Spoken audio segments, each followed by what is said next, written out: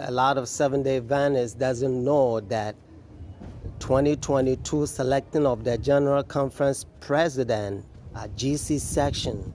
Ted Wilson and Ganoon Diop met with Rome's ecumenical agents behind closed doors at the 61st General Conference session in St. Louis in order to strengthen relationships. And then a third article, which is akin to the second, was actually posted stating, "Let mutual love continue." Ted Wilson at the ecumenical luncheon during the 61st General Conference session in St. Louis.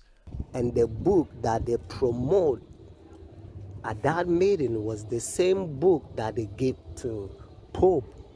Elder Ted Wilson actually preached a sermon warning the church against ecumenism. And then at the same time, there is a secret meeting with ecumenists. Bible and the spirit of prophecy. Remember when the apostle, when they decide to replace Matthias in the place of Judas, they cast lot, and also spirit of prophecy told us how to select conference president and any votings that we do in the churches for the leadership. It has to be done in open, and the general conference, they decided to have secret anonymous voting. Thank you. Maybe our parliamentarian can help us out. Our voting system is anonymous, so how does this work? Trust. Thank you. Well, let me help the man, just in case you don't know. The Bible speaks against men having long hair. But Jesus Christ or God can have a long hair according to the spirit of prophecy because he's God. And the reason they push Vatican flag close to the front, they try to let you know where they belong and who they are. That's what Ellen G. White says in the Selected Messages, Volume 1, page 204. Ellen G. White called them new organization. And she also says that storm and tempest will sweep away their structure. And that is going to happen Sunday, Lord time. The reason they use hypnosis, try to control conscience and silence voices, because they don't want their wicked works to be exposed. Specifically related to the statements of 2015 and 2021. Because of these positions that the church has taken, many people have suffered. I have a document that was signed by 25,000 Seventh-day Adventists in 138 countries, by 1,929 pastors, and by 4,164 medical professionals. And they are asking that we reconsider our stance on vaccination. This has been a very divisive situation. It's been a situation where many people have lost their jobs, their livelihood. Some people have lost their homes. People have lost their custody battles.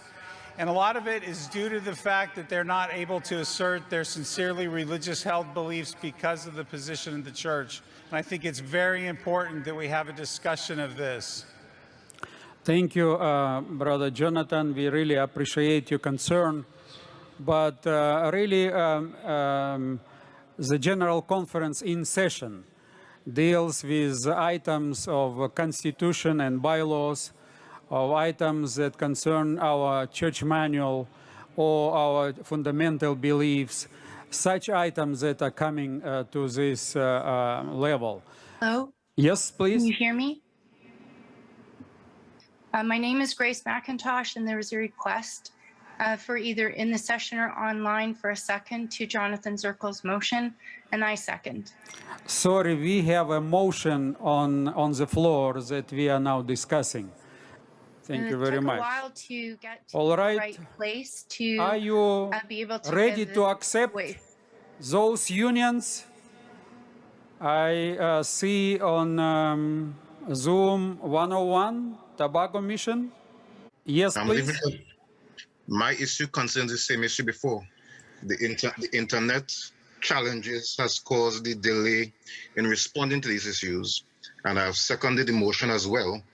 So it's a challenge. I'm not sure if you're going to go back to it so we can look at it, because we have a situation where we have been voting by common consensus, and an issue was raised regarding the agenda, and the agenda passed based on common consensus. But an issue was raised, which I think it's important that the church be the one to determine if it is a fundamental issue or a fundamental belief. I think it's important that the church decides that. So it has been raised, and I think there are many on the floor who would second it, and I'd like the chair to be fair enough, because I feel as if I'm experiencing a coup attempt, and I don't like that feeling in my church. I think the church has a place for the voice of the laity, and the laity is expressing a position that needs to be listened to. The demands of the internet and all that, we understand, and we're trying to adapt around it. We're trying to adjust around it.